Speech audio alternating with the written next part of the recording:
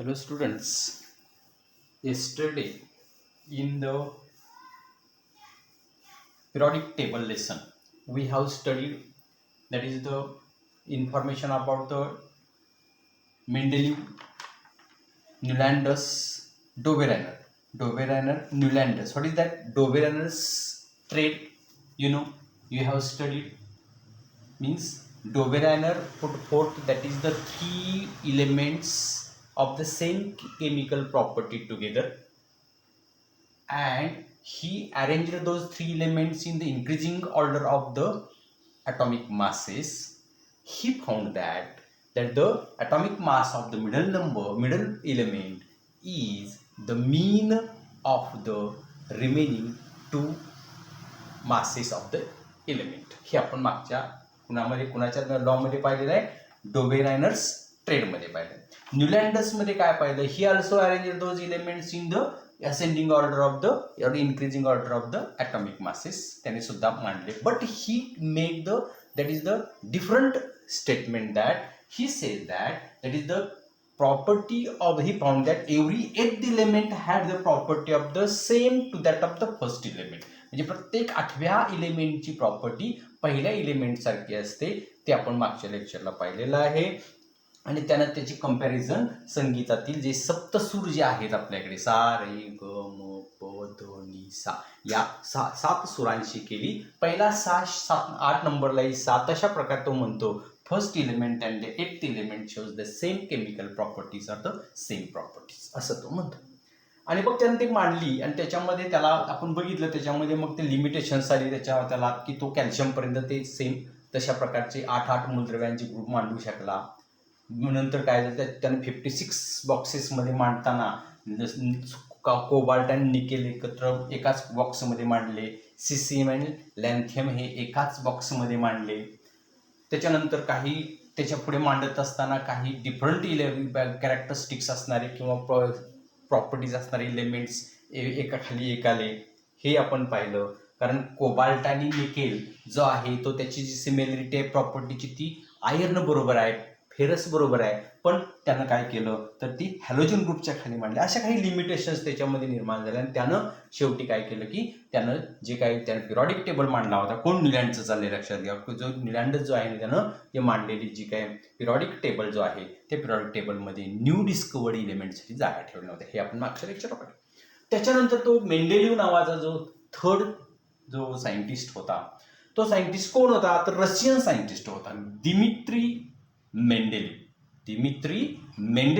He was the Russian scientist, and in 1869 1869 ते 1872 दरम्यान, 1869 to 1872 दरम्यान ही डेव्हलप्ड द पिरियॉडिक टेबल. त्यानं स्वतःचं पिरियॉडिक टेबल डेव्हलप केलं.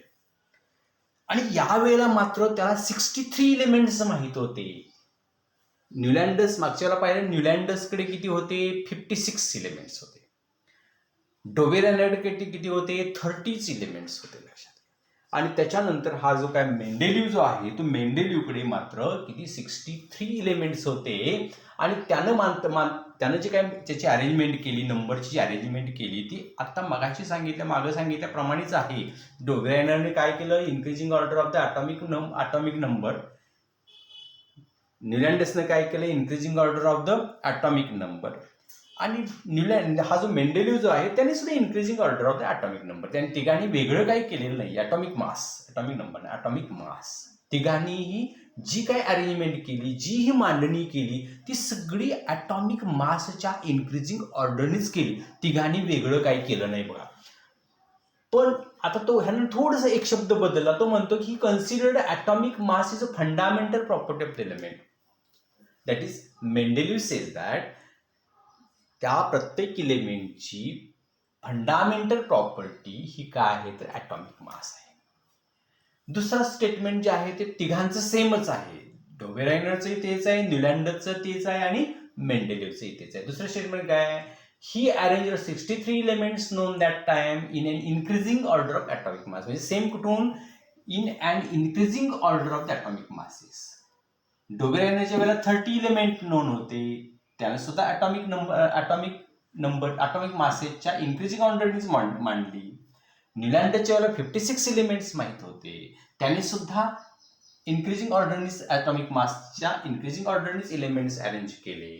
आणि याच्या वेळेला हा मेंडेलिव्ह जो आहे याच्याकडे 63 एलिमेंट त्यावेळेला नोंद होते. त्याने सुद्धा इन्क्रीजिंग ऑर्डर हे हा जो मुद्दा जो आहे तिघांच्या मध्ये सिमिलर्स पॉईंट आहे लक्षात घ्यायचं.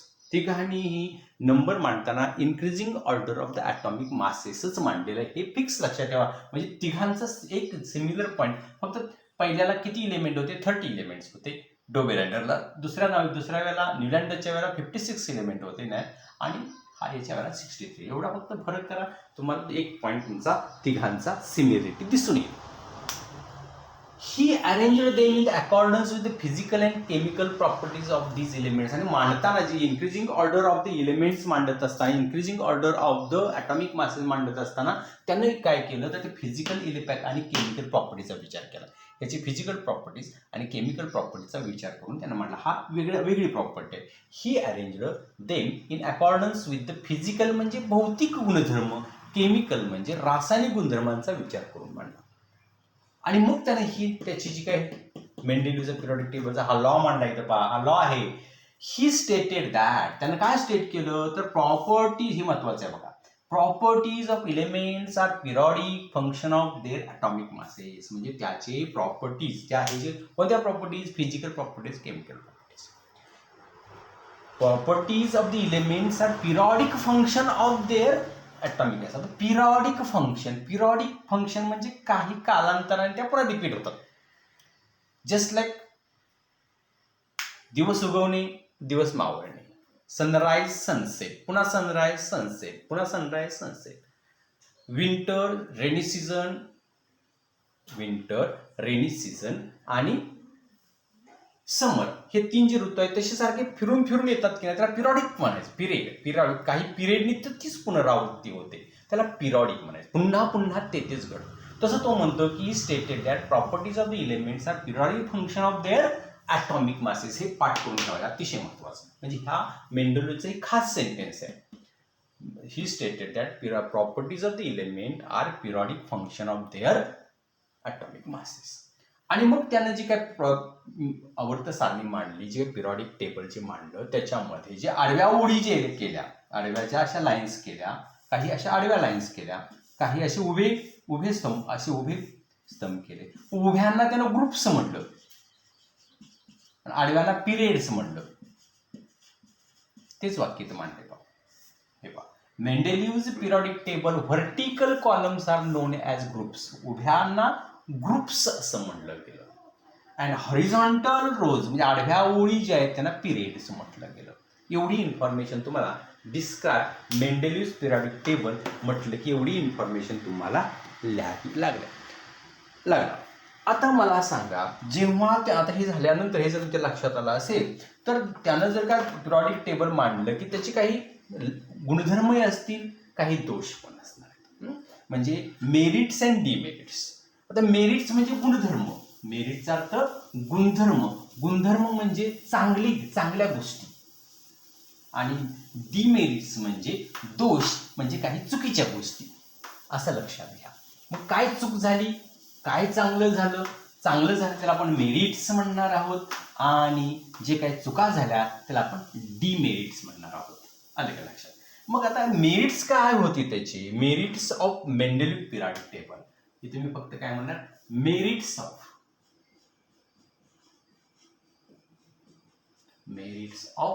मेंडेलिव्हज पिरियॉडिक टेबल. आता त्यानं सांगितल्याप्रमाणे आता मेरिट्स म्हणजे गुणधर्म. आता त्यानं इन्क्रीजिंग ऑर्डर ऑफ कशाचे इन्क्रीजिंग ऑर्डर एलिमेंट्स मांडले सांगा बरं. तर त्यांनी मांडले increasing order of the atomic मासेसच्या इन्क्रीजिंग ऑर्डर त्यांनी एलिमेंट मांडले गेले. पण काही मूलद्रव्ये अशी होती की जी मागं चुका झाल्या दुरुस्त केल्या.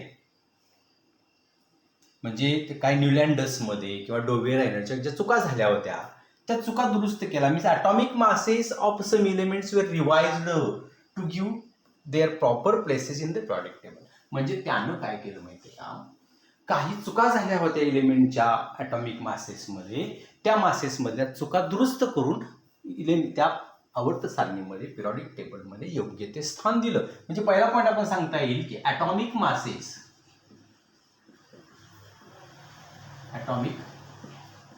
masses of some elements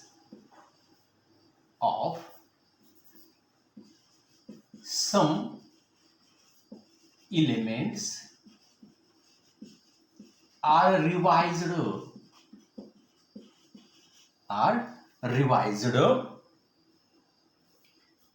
to give proper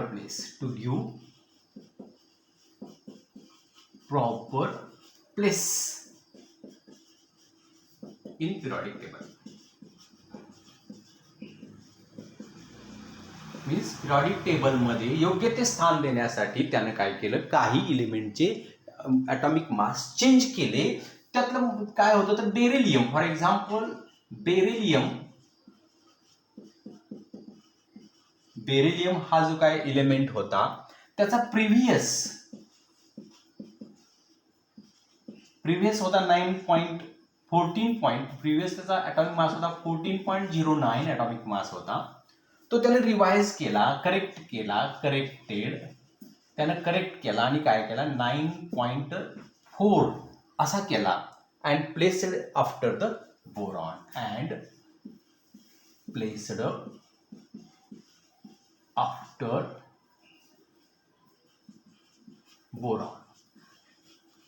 म्हणजे त्याने एक ही चांगला गुण आहे, हा गुणधर्म चांगला म्हणायचं, चांगली गोष्ट केली ना त्यानं काय केली तर atomic mass of some elements are revised to give the proper place in a periodic table. आणि त्यातला जो बेरिलियम जो होता तो बेरिलियमचं काय केलं, बेरिलियमला त्यानं काय केलं त्याचा 14.09 हा जुना जो काय ॲटॉमिक मास होता तो चेंज करून 9.4 केला आणि तो त्याला बोरॉन नंतर बरोबर इन्क्रीजिंग ऑर्डरने काय केलं प्लेस दिली. ही चूक त्यानं काय केली दुरुस्त केली. नंतर आपण म्हटलं की नवीन डिस्कवर झालेल्या एलिमेंटमध्ये जागा सोडल्या गेल्या नव्हत्या, कुणामध्ये न्यूलँडर्समध्ये. पण ह्यानं काय केलं, नवीन डिस्कवर काही एलिमेंट त्याला समजलेच नव्हते. काही बोरॉन सारखे एलिमेंट त्याला दिसला, काही अल्युमिनियम सारखे दिसले, काही सिलिकॉन सारखे दिसले, पण एक्झॅक्ट त्याला नाव देता नाही. He did not give the exact name to the boron like element, that is the properties of the element same like the boron, same like the aluminum, same like the silicon. आणि म्हणून त्याने त्या तिघांसाठी जागा मोकळ्या सोडल्या. Means he left 3 vacant places for not discovered element. He left 3 vacant places for not discovered elements. म्हणजे त्यांनी जे काही एलिमेंट्स डिस्कवर झाले नव्हते त्याच्यासाठी त्यानं काय केलं तर 3 जागा मोकळ्या सोडल्या. आणि त्या 3 जागा मोकळ्या सोडल्या, पण त्यानं काय केलं तर त्याला नावं दिली की जी त्यानं नेम्ड ॲज त्यानं त्याला काय केली तर अशी नावं दिली. आणि ती जी नावं आहेत ती इका बोरॉन. तो काय म्हणतो, हा जो एक एलिमेंट जो मोकळी जागा ज्याला माहित नव्हतं ऍक्च्युअल काय, फक्त बोरॉन सारखा काहीतरी त्याचे प्रॉपर्टीज आहेत हे त्याच्या लक्षात आलं होतं. सो म्हणतो तो इका बोरॉन. दुसऱ्याला त्यानं नाव दिला इका अल्युमिनियम.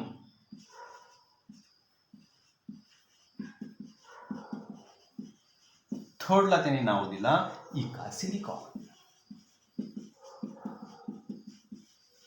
तसं बघितलं तर इकाचा अर्थ जो आहे तो I don't know but boron, something like boron. I don't know but something like aluminium. I don't know but something like इका सिलिकॉन. इका मीन्स आय डोंट नो, मला माहित नाही पण तो बोरॉन सारखा असला पाहिजे. मला माहित नाही पण तो अल्युमिनियम सारखा असला पाहिजे. मला माहित नाही पण तो सिलिकॉन असल्यासारखा असला पाहिजे. असं त्यानं काय केलं तर त्याच्या सिमिलरिटी दाखवून त्यानं 3 जागा मोकळ्या सोडल्या. आफ्टर डिस्कवरी, त्यानं मग डिस्कवरी झाल्यानंतर त्यानेच मग नावं दिली. After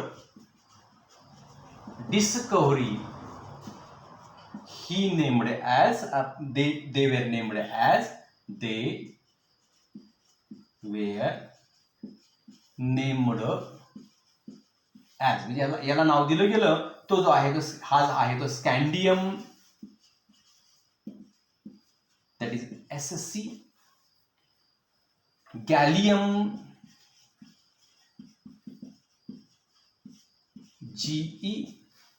GA gallium, and germanium,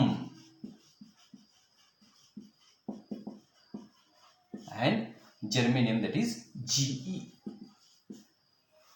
अशी त्यानं नावं दिली. म्हणजे तुम्हाला इथं मॅच द पेअर साठी सुद्धा विचारतील, हे अशाच जोड्या लक्षात ठेवा. याला हे नाव दिलं गेलं, याला हे नाव दिलं गेलं. म्हणजे इका बोरॉन मीन्स स्कॅन्डियम, इका अल्युमिनियम मीन्स गॅलियम, आणि इका सिलिकॉन मीन्स जर्मेनियम. हा एक अतिशय महत्वाची गोष्ट त्यानं करून गेला.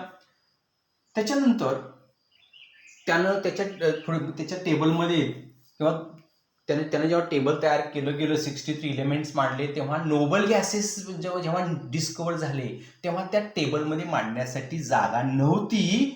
पण there were no place reserve for the noble gases in his periodic table. त्याच्या पिरियडिक टेबलमध्ये नोबल गॅसेस म्हणजे तुम्हाला माहिती आहे, argon, neon, krypton, xenon, radon, हे जे काय झिरो ग्रुप इलेमेंट शेवटचे असतात ना, शेवटच्या ग्रुपमधले ज्याची झिरो व्हॅलन्सी असते, त्या इलेमेंटना ठेवण्यासाठी जागा त्याच्याकडे नव्हती. पण when the noble gases discovered, म्हणजे तुम्हाला पॉइंट असा सांगता येईल की there were no place reserved for the noble gases in his periodic table. There were no place for noble gases in his periodic table.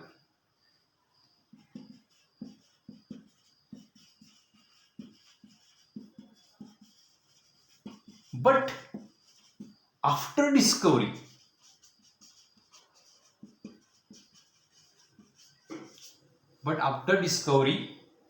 पण शोधानंतर मात्र त्यांनी ती जी झिरो ग्रुप, ते जे नोबेल गॅसेस आहेत ना, ते झिरो ग्रुपमध्ये at the end of the table त्यांनी सुटेबल असे फिट केले.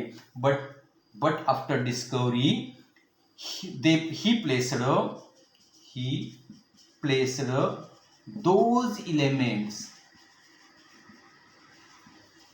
those elements at the end of the periodic table in a zero group. शेवटचा जो ग्रुप असतो ना त्याला झिरो ग्रुप म्हणतात. In a zero group without disturbing original table,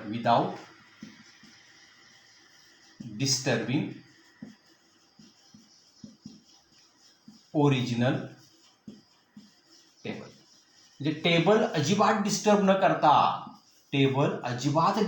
करता त्यानं काय केलं, शेवटी म्हणजे टेबलच्या शेवटी झिरो ग्रुप तयार केला आणि त्या एलिमेंटना तिथं मांडलं. लक्षात घ्या, याला म्हणतात merits of the periodic table.